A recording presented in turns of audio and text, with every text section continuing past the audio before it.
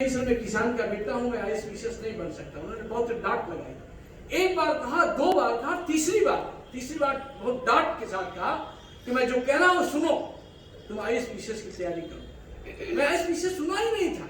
शब्द क्या होता, क्या चीज होती, गुरु का शब्द, गुरु के मार्गदर्शन, गुरु के जो कैरियर की बात आती है, कितना जीवन बदल देगा, उसको मैं आपको बताना चाहता हूं। तो मैं गया 10 साल का क्वेश्चन पेपर लेकर के, बीएससी फार्मिंग में था, आईएएस का और पीसीएस 10 साल का क्वेश्चन पेपर लेकर के आया और मुझे समझ में नहीं आया आईएएस क्वेश्चंस।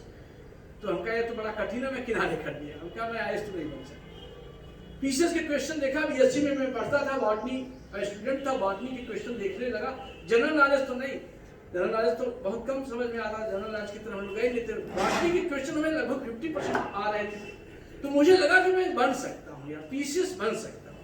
एक विश्वास जागृत हुआ, गुरु के कहने के बाद एक आत्मविश्वास जागृत हुआ क्वेश्चन देखने के बाद। और बीएससी के बाद एमएससी मैंने किया और साथ साथ मैं पीसीएस की क्वेश्चन पेपर देखता रहता था। जब भी मौका मिलता था कि आईएएस के हमने क्वेश्चन नहीं, पीसीएस का क्वेश्चन देखता रहा और फिर उसी तरह से हमने प्रैक्टिस करना। एमएससी करने के बाद मैं पहली बार पीसीएस परीक्षा में बैठा। आपको जान के आश्चर्य होगा कि एमपी पीसीएस में मैं इंटरव्यू फेस किया और यूपी पीसीएस में प्री क्वालिफाई कर गया पहली बार।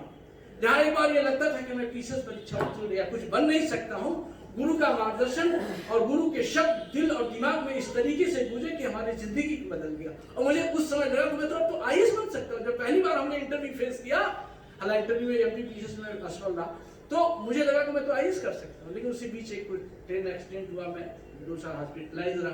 तो मुझे लगा कि थोड़ा सा डिस्टर्ब हुआ।